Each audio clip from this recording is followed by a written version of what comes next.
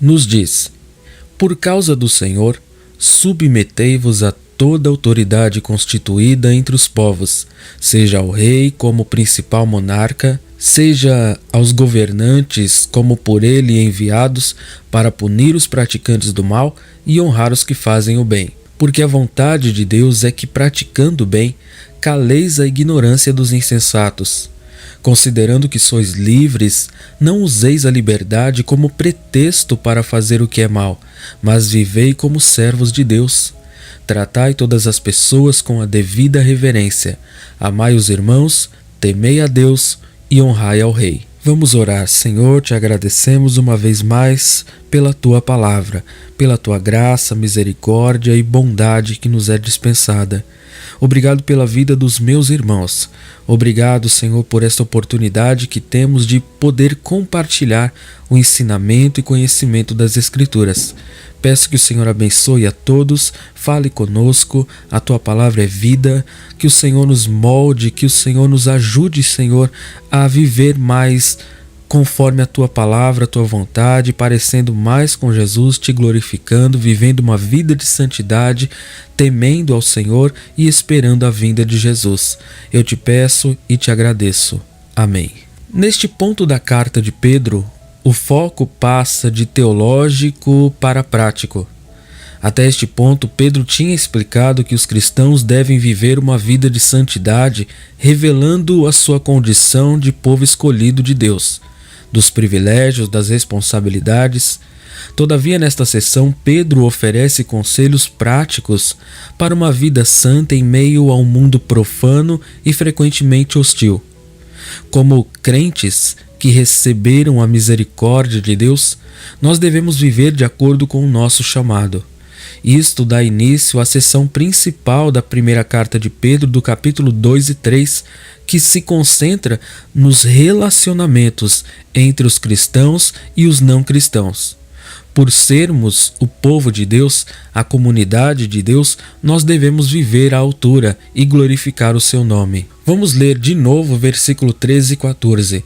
Por causa do Senhor, este é o motivo, submetei-vos a toda autoridade constituída entre os povos, seja ao rei como principal monarca, seja aos governantes como por ele enviados, para punir os praticantes do mal e honrar os que fazem o bem. Pedro ordenou que os crentes aceitassem toda a ordenação humana, o que significa submissão, significa sujeição. Deus é honrado quando nós aceitamos e respeitamos aqueles que têm autoridade sobre nós. Fazemos isto por amor ao Senhor. Este é o principal motivo, para que Ele seja glorificado pela nossa submissão obediente. Ao dizer aos seus leitores da época que aceitassem a autoridade do rei, Pedro estava falando do imperador Nero, um tirano particularmente cruel que governou entre os anos 54 e 68 d.C. O imperador era o governante supremo sobre todas as províncias romanas, inclusive sobre as áreas às quais Pedro destinou esta carta, que você vai ver lá no versículo 1 do primeiro capítulo. Eram no total 5 províncias. O imperador Nero era considerado a autoridade suprema pelos seus súditos, sendo até mesmo adorado por eles. Os cristãos nunca deveriam adorar ao imperador, mas deveriam obedecer às suas leis, porque ele era uma autoridade que fora colocado neste posto pelo próprio Deus. Mas então os cristãos tinham que se dobrar diante de César e adorá-lo como Deus, como Senhor? Não. Pedro não estava dizendo aos crentes que comprometessem a sua consciência, que era dirigida pelo Espírito Santo. Lembre-se de que Pedro tinha dito ao sumo sacerdote alguns anos antes: mais importa obedecer a Deus do que aos homens. Em outras ocasiões, Deus tinha aprovado a desobediência às autoridades humanas, seja, por exemplo, Êxodo capítulo 1, versículo 17, e Daniel no capítulo 3, onde os 3 jovens não se dobraram à estátua de Nabucodonosor, e outras passagens do Antigo Testamento, como também do Novo. Naqueles casos, o governo tinha convocado o povo de Deus para pecar contra Deus, e o povo de Deus tinha que se submeter ao poder maior, o próprio Deus. Mas na maioria dos aspectos da vida cotidiana, Era desejável que os cristãos vivessem de acordo com a lei do seu país, quer estivessem ou não de acordo com a política. Os cristãos não deveriam se rebelar contra Roma. A lei romana era o único limite contra a ilegalidade. Além disso, não seria difícil que um decreto imperial fosse editado contra um grupo que tinha ficado conhecido por causa de inquietações dentro do império, por tentarem fazer motim ou criar uma anarquia. A submissão tranquila dos cristãos poderia permitir que eles continuassem a transmitir o evangelho livremente. Se eles tivessem que ser perseguidos, que fosse por obediência a Deus e não por transgredir a moral ou as leis civis. O próprio apóstolo Pedro, posteriormente, seria condenado à morte pela sua fé durante a intensa perseguição do imperador Nero contra os cristãos. Mas não foi por se rebelar contra Roma, foi por causa de acusações de ódio mesmo contra os cristãos. O rei ou imperador, com autoridade suprema, delegava responsabilidades a seus representantes nos territórios que estavam sob o domínio do império. E estes superiores obedeciam às ordens do imperador, impunham as leis e mantinham a paz nas províncias. Eles tinham sido enviados para castigo dos malfeitores e para louvor daqueles que fazem o bem, conforme o versículo 14. E embora nenhum governo cumpra estas funções, digamos, com perfeição, muitos tentam fazê-lo para manter a paz e a segurança dos seus cidadãos. Hoje, 1/3 de todos os cristãos vivem em liberdade, ao passo que os outros 2/3 vivem sob governos repressores, que odeiam o cristianismo, que não permitem o evangelho ser pregado. As Escrituras não recomendam uma forma de governo preferencialmente a outra. Na verdade, elas simplesmente pedem que os cristãos aceitem o governo sob cuja autoridade eles se encontram e que colaborem com seus governantes enquanto a consciência orientada pelo Espírito Santo permitir. Os crentes precisam fazer isto por amor ao Senhor, para que as suas boas novas e o seu povo sejam respeitados. Jesus não veio causar motim. Jesus não veio fazer com que Israel se rebelasse contra Roma. Jesus nunca quis que empunhassem a espada para lutar, que brigassem, que se degladiassem. Não.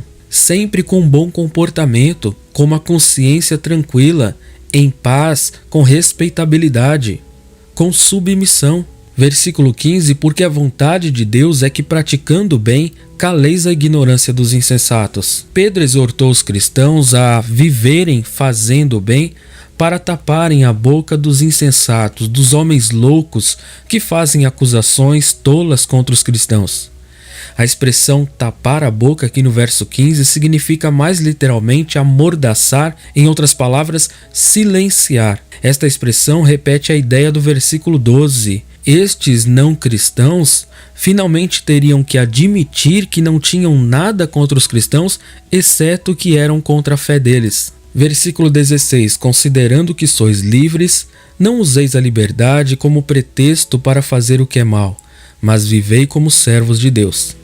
Aqui Pedro estava descrevendo um paradoxo da vida cristã. Os cristãos são livres, embora sejam servos de Deus.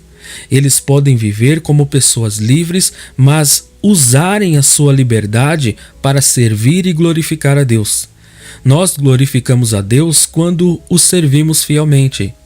Os crentes não são livres para fazer o que quiserem, no sentido de pecarem, no sentido de viverem conforme as suas concupiscências e desejos humanos, ou usarem a sua liberdade para encobrir o mal.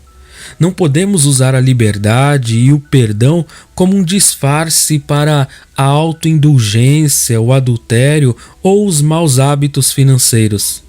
Cristo é o nosso líder, é o nosso capitão, é o nosso Senhor, e a nossa atitude de servir a Ele é que define os nossos limites. Verso 17, tratai todas as pessoas com a devida reverência.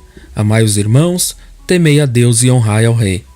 Estas 4 frases curtas resumem como nós, cristãos, podemos viver pacificamente no mundo. Primeiramente, respeitando todas as pessoas.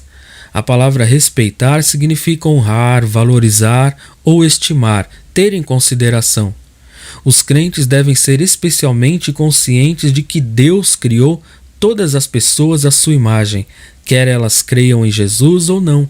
Embora tenhamos a obrigação de respeitar a todos, temos uma obrigação extra para com os nossos irmãos na fé, os cristãos. Devemos amá-los. Amai os irmãos. Esta palavra refere-se ao amor voluntário e sacrificial. É colocar as necessidades do próximo acima das nossas. Os crentes da época de Pedro precisavam permanecer juntos como uma força unificada contra a perseguição que viria. Eles precisavam conservar o elo do amor. Também Pedro diz: temei a Deus. Temer a Deus significa mostrar um respeito profundo, uma reverência e temor ao Senhor. Embora os cristãos também devam amar e respeitar a Deus, eles devem temê-lo. O temor apropriado leva à obediência. Eles também devem honrar ao rei. Eles devem honrar ao rei, mas devem temer a Deus acima de tudo. Quando honramos o rei, o governante, o líder, devemos dar ao governo seus direitos, aquilo que lhe pertence, aquilo que ele controla. Mas não podemos dar ao governo aquele direito que pertence exclusivamente a Deus. A glória de Deus, toda adoração pertence a Deus. Deus deve ser temido, Deus deve ser servido, Deus deve ser priorizado. Como diz Pedro, mais importa obedecer a Deus do que aos homens. Jesus disse que não devemos temer aos homens, mas antes a Deus. Porque os homens matam o corpo e não têm mais o que fazer. Mas temer antes a Deus, que tem o poder de lançar tanto o corpo quanto a alma no inferno. A Deus devemos todo o temor, toda a honra e toda a glória. Sem mais, fico por aqui. Até o nosso próximo estudo devocional. Que Deus em Cristo te abençoe e um forte abraço.